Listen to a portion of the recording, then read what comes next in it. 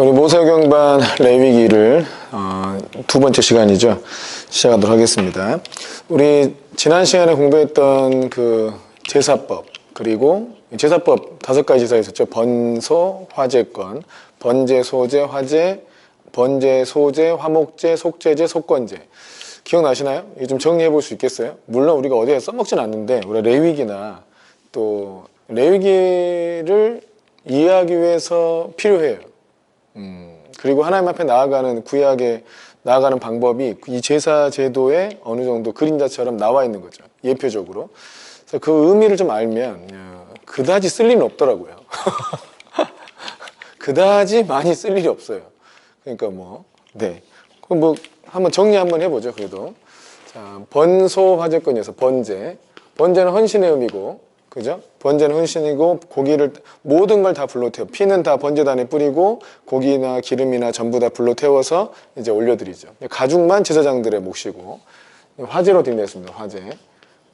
이제 소나 양이나 염소나 비둘기나 어떤 것은 다 돼요. 그러니까 어떤 재물이든 다 된다. 이거는, 재물이 많든 적든, 그러니까 가난하든 부하든 누구든 다 하나님 앞에 나아올 수 있다. 누구든 다 하나님 앞에 헌신할 수 있다. 하나님은 누구든 다 받으신다. 이렇게 돼 있는 거예요. 그러니까 옛날에 이제 오늘날은 그런 사고가 지금도 세상 사람들의 사고는 있겠지만 고대 사회에는 부자들이나 사회에 진출하고 부자들이나 뭔가 어떤 그 성전에 들어갈 수 있고 고귀한 사람들이나 이랬거든요. 근데 하나님 앞에 나오는 자가 가난해도 집에서 비둘기도 없고 그냥 산에서 비둘기 하나 잡아와도 하나님께서 그를 받으시고 그의 인생을 받으신다. 그러니까 부한 자나 가난한 자나 전부 하나님 앞에 나아갈 수 있다 하는 의미가 있는 것이고, 번소, 소제는 이제 곡식 제사라고 그랬죠. 소제. 넣어야 될 것이 있고 넣지 말아야 될 게 있었죠. 넣어야 될 건 뭐였어요? 유향과 기름, 그리고 소금을 치는 거고, 그리고 넣지 말아야 할 것은 누룩과 또 하나 뭐였어요? 누룩과 뭐였지? 꿀을 넣으면 안 되죠. 소제. 그러니까 감사제, 서원제 이런 거 드릴 때 이제 곡식 제사를 같이 드리는 거고. 왜 곡식 제사를 드릴까요? 제사장들을 먹을 거예요. 제사장들도 먹어야 될 거 아니에요. 이게 다 제사장들의 이제 음식물이 되는 겁니다. 화목제가 있죠. 화목제. 화목제는 화목제에 뭐라 그랬죠? 화목제에 기름을 드리고 고기는 먹어요. 같이. 또 이제 이 화목제에 이제 제사장 몫이 또 있는 거고, 또 화목제에 기름. 주로 제사장들의 몫은 이제 뒷다리, 오른쪽 뒷다리와 주로 흔든 가슴. 흔든 가슴이라고 하는 게 뭐냐면 앞가슴살을 먹는 건데 이제 요제로 흔드는 거죠. 요제로 흔들어서 주 앞에 드리고 그것을 제사장의 몫으로 먹는 거죠. 또 번소화, 죄, 속죄제. 이게 좀 헷갈렸죠? 속죄제. 이제 죄를 지었을 때 그것을 속하는 방법인데, 이거는 이제 제사장이 죄를 범했을 때, 그리고 온 백성이 죄를 범했을 때, 그리고 또 뭐예요? 족장이 죄를 범했을 때, 그리고 이제 일반 평민이 죄를 범했을 때. 제사장, 온 백성, 족장, 평민, 이 속죄제 제물이 다 다르잖아요. 두 개는 이제 숫송아지를 드리는 거고, 족장은 뭐였어요? 순염소죠. 그리고 여기는 이제 암양 및 다른 것들도 되는 거였어요. 이렇게 됐는데 왜 다릅니까? 어떤 지위에 있는 사람, 그러니까 위에 있는 사람이 죄를 짓는 것이 훨씬 더 큰 파급 효과를 미치기 때문에 그 죄값도 큰 거예요. 그러니까 그냥 어린아이가 죄를 짓는 거하고, 또 대통령이 똑같은 거짓말을 하더라도 대통령이 거짓말하는 거하고 어린아이가 거짓말하는 거하고 사회적으로 미치는 파장과 영향 자체가 다르잖아요. 그렇기 때문에 그 죄가 미치는 영향이 크다. 그러니까 아담과 하와가 그냥 선악과 따먹고 그냥 하나님과 언약을 좀 깼어요. 그냥 자기들끼리만 사는 건 상관없는데 아담은 인류의 대표잖아요. 유일한 인류였고 온 인류가 그를 통해서 나올 것이고 그가 어떻게 하느냐에 따라 온 인류의 운명이 결정되는 굉장히 중요한 권위를 갖고 있는 사람이 하나님과 언약을 깨뜨리니까 온 인류에게 죄가 들어오게 된 거죠. 그러니까 그 심판이 컸던 거예요. 마찬가지로 그 죄를 속하기 위해서는 그 재물도 다 급이 다르다. 근데 제사장 같은 경우는 어떻게 했어요? 그 제사장과 온 백성의 죄까지 그랬던가? 예, 온 백성의 죄까지 어디까지 들어가요? 이제 회막 안에 이제 분향단에도 피를 바르는 거죠. 피를 뿌리고 바르고 하는 의식들이 있고, 그리고 속건제는 주로 이제 헷갈리는데 그냥 배상법이라고 생각하면 돼요. 5분의 1을 배상하고, 그리고 속건제 순양으로 다시 한번 이제 제물을 드리고. 근데 속죄제의 큰 특징은 뭐냐면 이 속죄제를 드린 제물은 완전히 다 불로 태워요. 다 고기도 먹지 않고 기름도 다 고기도 버리잖아. 근데 또 그 드린 거 말고 다른 재물들은, 그 재물들은 어떻게 해요? 다 먹게 돼 있어요. 제사장들이. 이제 그렇게 돼 있다는 거. 그러다 이제 7장까지였고 8장, 9장, 10장에 오면 드디어 이제 이 중요한 이제 이스라엘에서 중요한 어떤 구조적, 정치적이고 종교적인 구조적 변화가 일어나는데 모세가 모든 정권을 다 가지고 있었어요. 그러니까 정치력도 갖고 있고 또 뭐 행정력 다 갖고 있어요. 또 종교적인 지도력도 모세가 가지고 있는 거죠. 그러니까 24장에서 출애굽기 24장에서 시내산에서 이제 제단을 쌓잖아요. 제단을 하나님 앞에 드릴 때 모세가 하는 겁니다. 모세가. 그러니까 모세가 제사장 역할을 한 거예요. 제사를 지낸 사람이 제사장이니까. 그러니까 왕의 역할도 하고 제사장 역할도 하고 선지자 역할도 다 했던 거죠. 모세가. 세 개를 모았잖아. 모세. 뭐 이렇게 하시든지. 그러니까 왕 같기도 하고 제사장 같기도 하고 선지자 같기도 했어요. 근데 이제 이 통합적으로 모여있던 이 권위를 이제 세분화 나눠주는 거예요. 원래 모든 조직이 다 그럽니다. 처음에는 전부 다 한 곳에서 다 하다가 이게 이제 조직이 커져가고 일이 많아지고 이러면 이걸 세분화하게 되죠.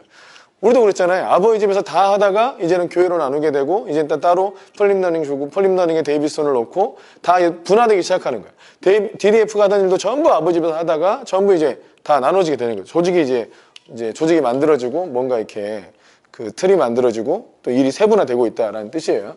여기서도 마찬가지예요. 모세가 가지고 있던 선지자적 권세, 왕적 권세, 그리고 제사장적 권세 중에 이 제사장의 권위를 누구한테 넘겨요? 제사장 권위가 이제 아론에게 넘어가는 거죠. 아론에게. 아론과 그 아들들. 이거 완전 세습이에요, 세습. 아론과 그 아들들만 대제사장이 될 수 있어요. 다른 사람은 못 돼요. 아론과 그 아들들만 대제사장이 될 수 있고 1년에 한 명만 대제사장이죠. 그 남은 사람 다 제사장이에요. 제사장. 그리고 이들을 섬기는 레위 지파가 있는 거예요.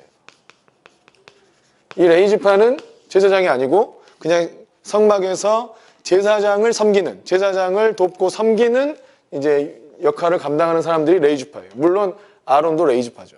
레위 지파 중에서 아론의 아들들만 제사장이 될 수 있는 거다. 이해하셨죠? 그러니까 모세도 뭐 레위 지파인데 모세에게 있던 모든 권위가 이제 아론에게 넘어간 것이다. 그죠? 중요하죠? 이게 정치적으로 뭐 이스라엘의 조직적으로 굉장히 중요한 전환점이 되는 거예요. 제사장 정권이. 그 나중에는 이제 봐보세요. 다윗에게 뭐가 넘어가요? 사울과 다윗에 넘어가면 그 왕적 권위, 왕의 권위가 생기는 거죠. 이게 이제 사울왕부터 시작하는 거죠. 사울과 다윗에게 넘어가는 거죠. 이해되십니까? 이거 사무엘상 3상 8장에서 팔도왕 특검 3상 8장에서 왕의 권위가 사울과 다윗에 넘어가는 거죠. 제사장 권위는 이미 있었죠. 그죠? 사사시대, 이전에는 또 사사시대였잖아요. 이제 사사시대. 이 사사시대인데 이 사사시대 때도 실상 정치적인 권위나 종교적 권위 또 선지자적 권위가 이렇게 있으면 종교적 권위는 여전히 이 아론의 아들들이 계속 이어져가고 있었던 거고 정치적 권위와 선지자적 권위를 실상 사사가 감당했던 거예요.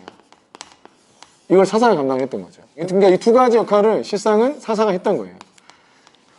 삼손을 불러온 건 천사였지 선지자가 아니죠. 또 기드온을 찾아온 것도 천사고 선지자가 아니었죠. 맞나? 또 헷갈려. 맞죠? 맞죠? 선지자는 왕정에서부터 시작을 하니까. 최초의 선지자가 사무엘이었으니까. 그리고 이제 이때쯤에 이제 엘리의 제사장적 권위가 실상은 무너지면서 경건한 자손을 다시 일으킨다 하셨죠? 그때 이제 사무엘이 등장을 하는데 그 사무엘이 뭘 시작해요? 선지자를 시작하는 거예요. 그래서 실상 예수님의 세 가지의 직분들, 이 선지자적 직분이 사무엘을 통해서 따로 이어져 가는데 뭐 여기서 이제 엘리야 나오고 뭐 엘리사 나오고 하는 겁니다. 이렇게 이 엘리사 이런 계보가 이어져 가는 거예요. 그러니까 종합적으로 모세로에게 모여있던 이 권위가 제사장 권위가 아론에게 넘어가고 그리고 사사 시대를 지나서 이제 사무엘 등장하면서 선지자적인 권위도 나눠지고 그리고 이제 사울을 세우면서 왕의 권위도 나눠집니다. 이렇게 권위가 나눠져 가는 거예요. 굉장히 중요한 전환점이에요. 그러니까. 그래서 이것을 이제 아론에게 전수를 해주는 거죠. 아론에게 전수를 해줘요. 그래서 이 제사장 모세가 다 가지고 있던 제사장직의 위임식을 하는 거예요. 위임식. 이게 8장이에요. 그래서 위임을 했으니까 이제 아론이 제사를 지내야겠죠? 아론의 첫 번째 제사를 지내요. 이게 9장이에요. 그리고 아론만 드린 게 아니고 아론의 아들들 있잖아요. 아들들.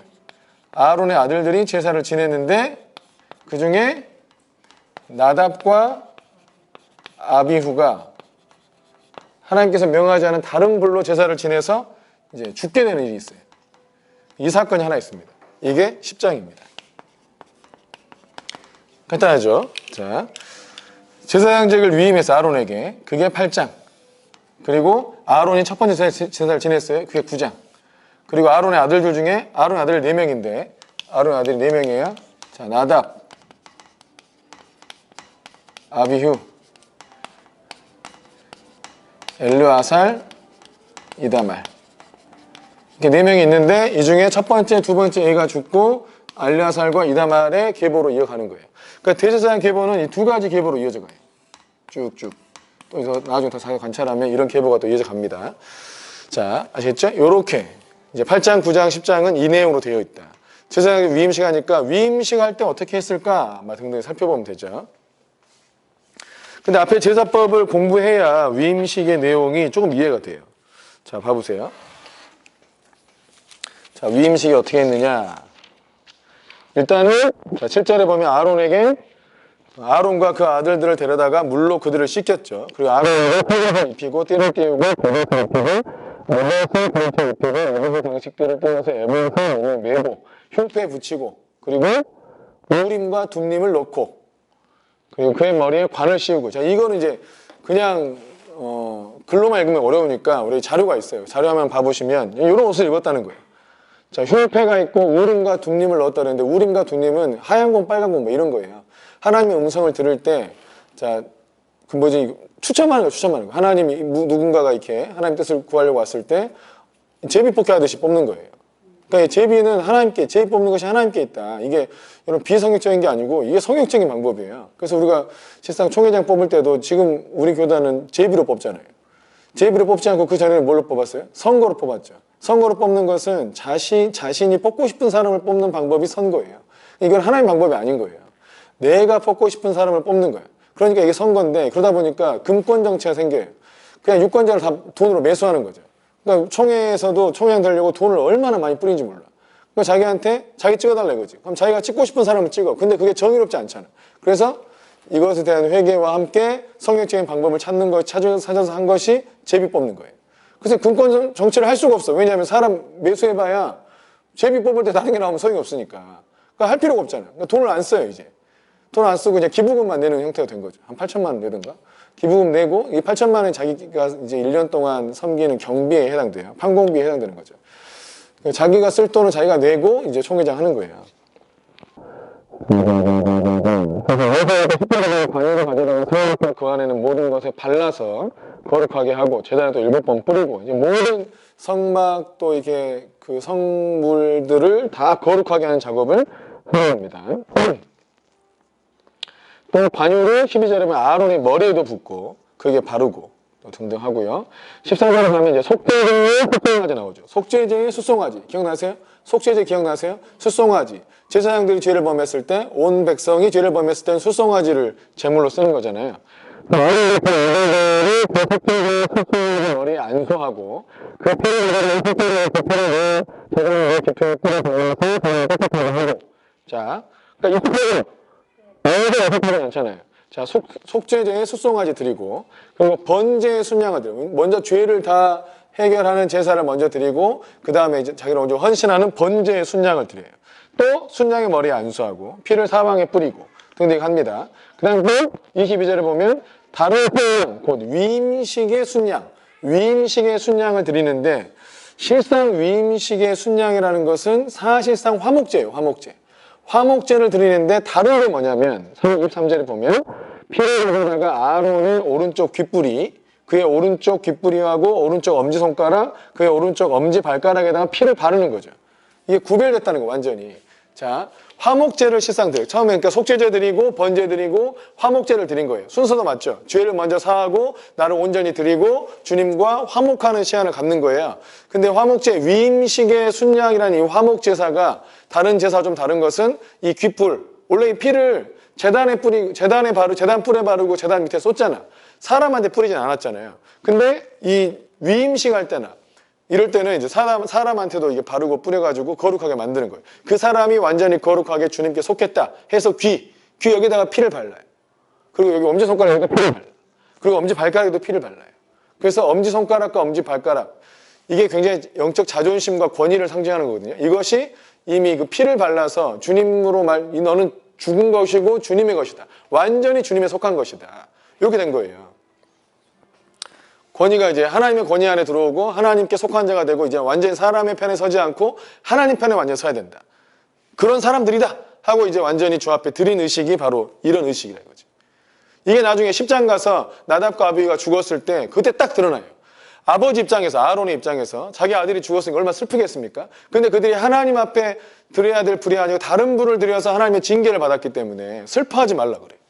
너는 하나님 편에 서라고.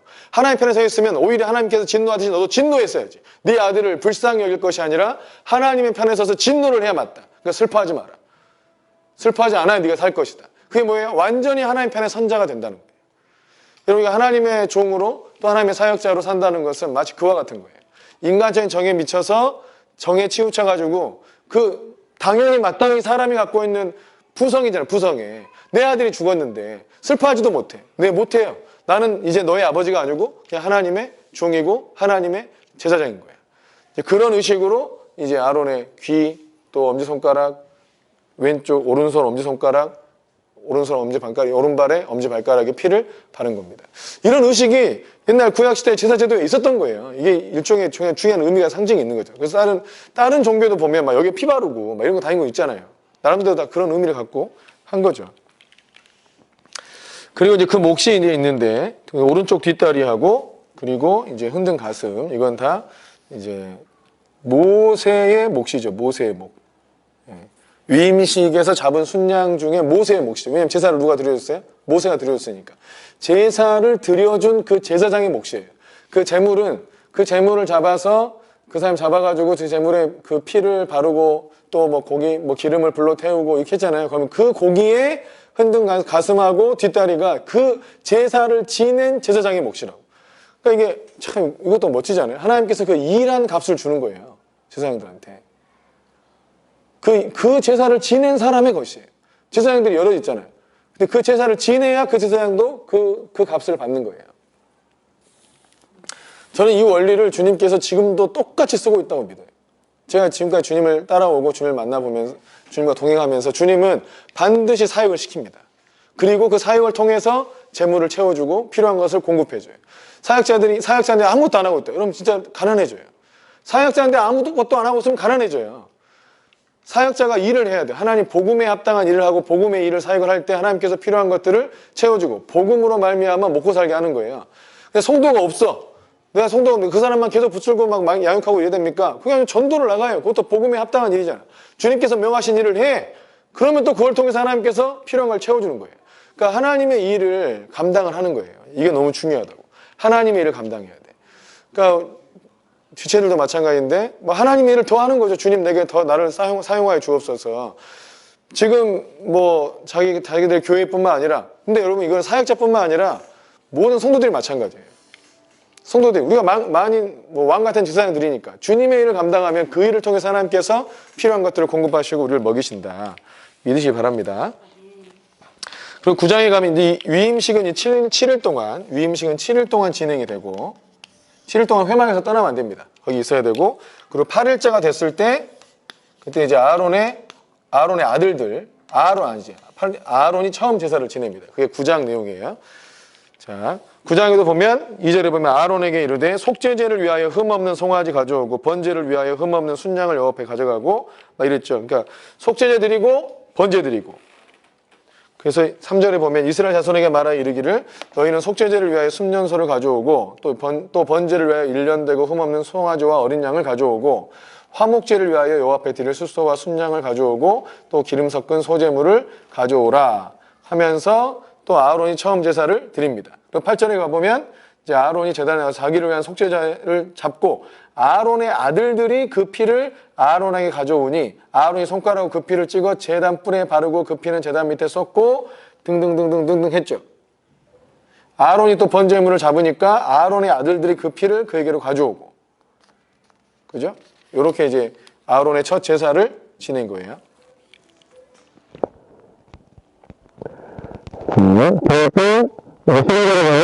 백성의 예물을 드리되 곧 백성을 위한 속죄제의 염소, 기억나세요?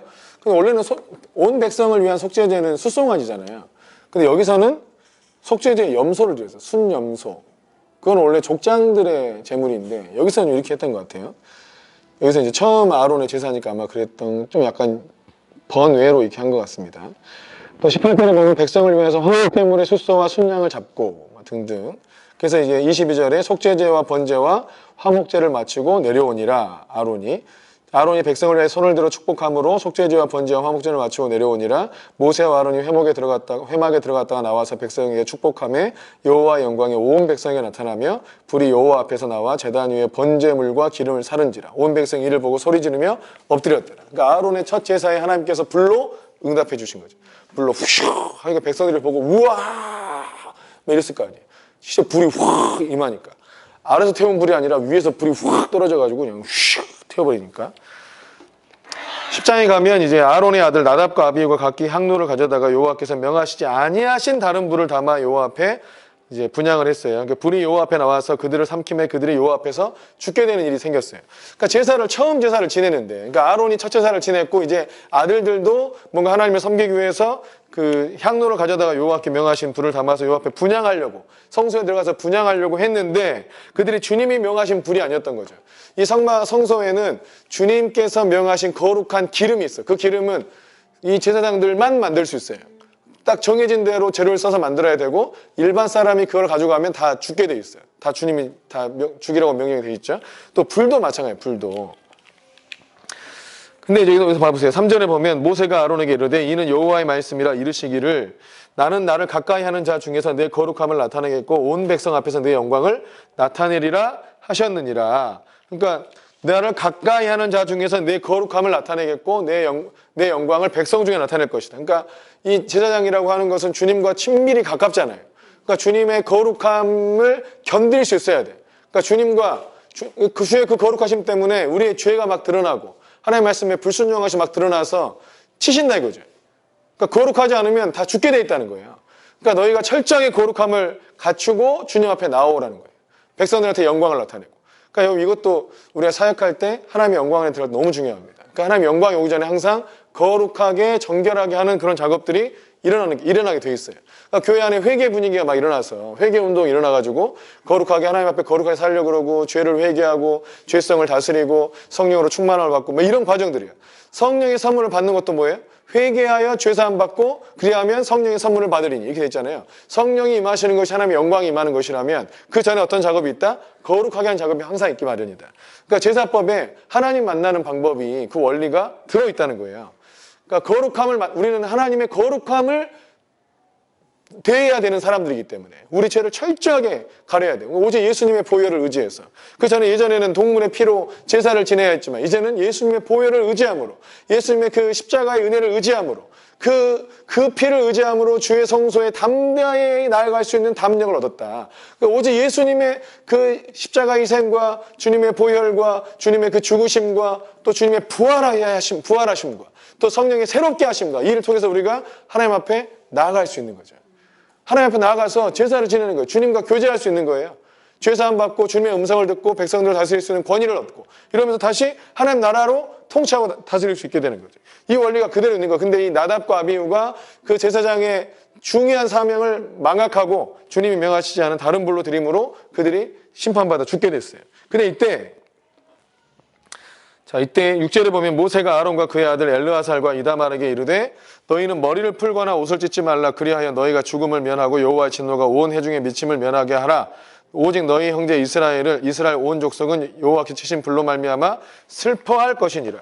백성은 여호와께서 치신 불로 말미암아 온 백성이 슬퍼해라. 이렇게 돼 있잖아요. 슬퍼해야지. 뭐 때문에? 여호와께서 그들을 불로 치신 것 때문에 슬퍼해라. 첫 제사인데 안타까운 일이 일어났잖아요. 하나님의 영광이 드러나는 이 중요한 제사에 하나님의 뜻이 온전히 이루어지지 않게 된 그걸로 인해서 슬퍼해라. 대신 이 아들이 죽은 걸로는 슬퍼하지 말아라. 이거예요. 그 아들이 죽은 것으로 인해 슬퍼하면 그 인간적인 슬픔이죠. 근데 이거는 그 인간적인 죽음에 또 하나님께서 하신 거잖아요. 하나님께 치신 거잖아요. 하나님이 하신 일이 다 선합니다. 인간적으로 그냥 어떻게 하나님 내 아들 죽일 수 있어요? 이렇게 하면 안 된다는 거예요. 아들로 인해서 슬퍼하지 말고 이 하나님 나라의 이 제사가 잘못된 거예요. 이 제사가 잘못된 거. 이것 때문에 슬퍼하라는 거예요. 이게 이제 영적인 관점에 서는 거죠. 영적인 관점에 서는 거, 하나님 편에 서는 거예요. 그러니까 성경에서는 하나님 편에 서는 거를 너무너무 중요하게 생각해. 그러니까 우리가 이제 하나님께서 통치하는 이 세상은 하나님이 선하심이고, 하나님이 기준이고, 하나님 편에 서면 그게 구원이고, 하나님 편에 서는 게 그게 의고, 항상 이런 거예요. 항상 기준이 그래요.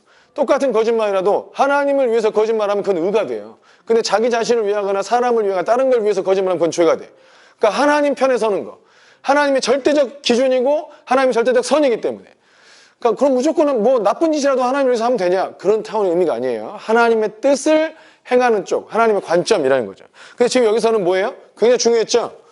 지금 이 제사장 직분이 아론에게 넘어가고 제사장의 나라를 만들어가는 굉장히 중요한 이 일이 하나님 나라의 일이잖아. 근데 여기서 지금 나답과 아비후가 하나님께서 명하지 않은 다른 분을 데려가지고 제사를 망쳐버렸어. 하나님 나라를 망쳤다고요.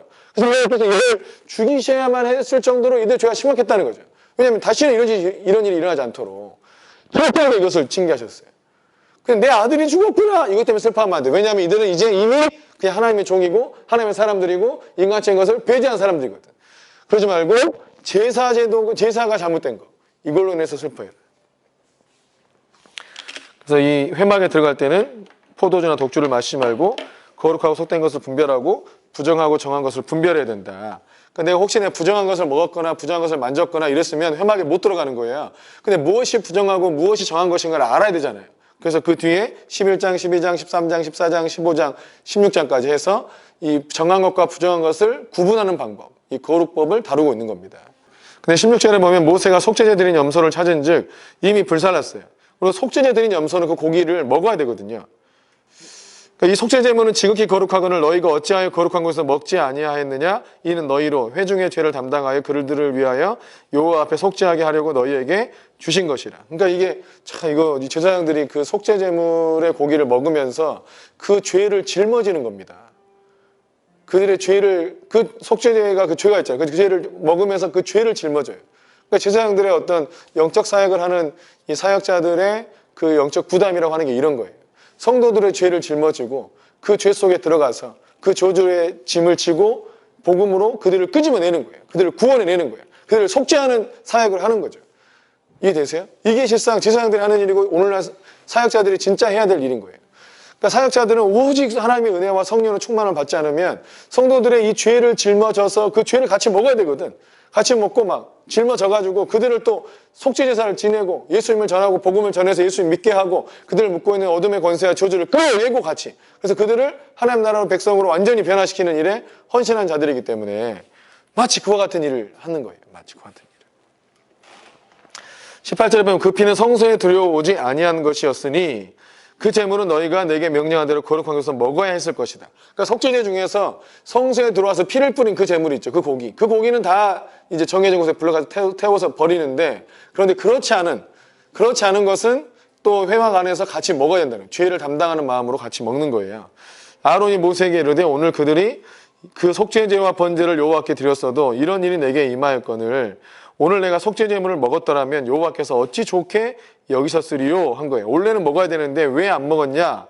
속죄제와 번제를 여호와께 드렸어도 아들이 죽는 일이 생겼는데 이게 이해되세요? 자, 속죄제와 번제를 여호와께 드렸어도 이런 일이 내게 임하였거늘 오늘 내가 속죄제물을 먹었더라면 여호와께서 어찌 좋게 여기셨으리요. 무슨 말일까 이게? 무슨 말인 것 같아요? 자, 이게 좀 어려운데, 자, 이걸 공동번역으로 표현이 어려울 때는 다른 번역들을 참고하면 좀 도움이 됩니다.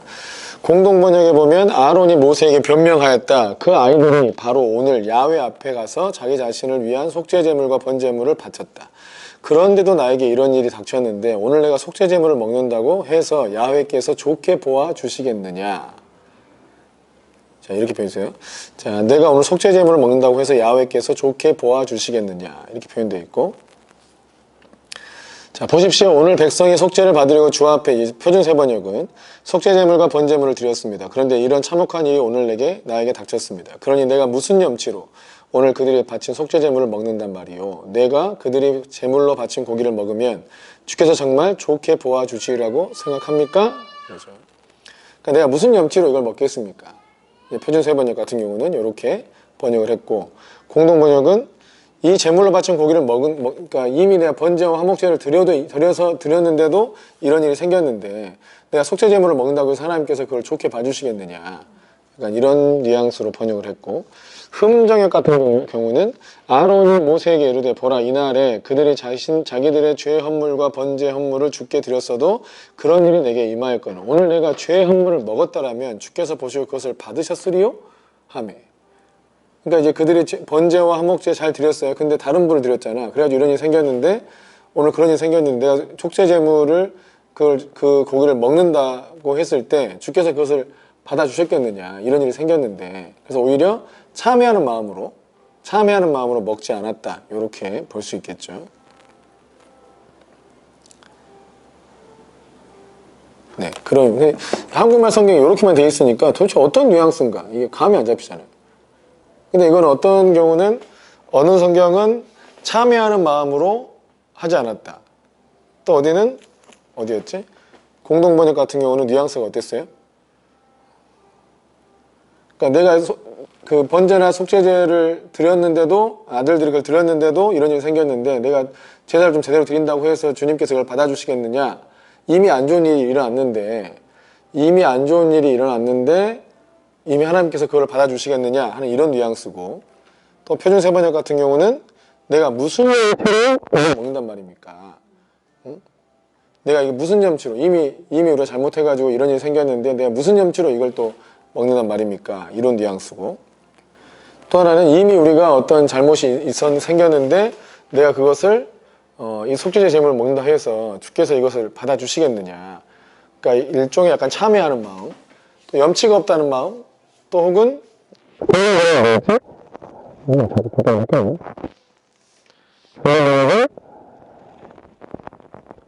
하나님께서 나를 좋게 봐주시겠느냐. 이미 이런 일이 생겼는데 내가 제사 지낸다고 주님께서 우리를 좋게 봐주겠느냐. 그래서 안 되겠다 한 거고, 다른 경우는 이제 참회하는 마음이 있었던 거죠. 그러니까 참회하는 마음으로 그거를 먹지 않은 이런 형태. 이런 일이 생겼으니까, 불미스러운 일이 생겼으니까 이 제사를 제대로 다 한다고 해서 하나님께서 받으시겠느냐. 또 우리가 또 어떤 죄를 잘못한 게 있는데 어떤 이 제사를 또 제대로 다 드릴 수 있겠느냐 하는 이런 형태로 이제 얘기를 한 거예요. 그러니까 일종의 타협을 했기 때문에 모세도 그를 듣기를 좋아했다. 이렇게 볼 수 있을 것 같습니다. 자, 여기까지가 이제 8장, 9장, 10장. 자, 8장은 아론에게 제사장 위임식, 9장은 아론의 첫 제사, 그리고 10장은 아론의 아들이던 나답과 아비후의 제사인데 다른 불을 들여서 죽게 된 일, 그리고 여호와 편에 선다는 것이 어떤 일인가. 그러니까 아들이 죽은 걸로 인해서 슬퍼하지 마라. 그러나 이 제사에 불미스러운 일이 일어난 이것으로 인해서 오히려 슬퍼해라. 아무튼 이런 거, 우리가 완전히 하나님 편에 서 있는 것이 어떤 것인지를 하나님 관점에서 보는 거죠. 그러니까 그런 거예요. 그러니까 뭐 제사 어떤 일들이 생겼을 때 이렇게 장례가 터지든 어쨌든 어떤 일들은 다 그냥 내가 좋아하는 사람 죽었다고 슬프고 내가 좀 관심 있었던 게 없어지니까 또 가슴 아프고 막 이런 차원의 의미, 그렇게 반응하지 말고 하나님의 관점에서 반응을 하라는 거예요. 그게 하나님의 편에 선다는 의미입니다.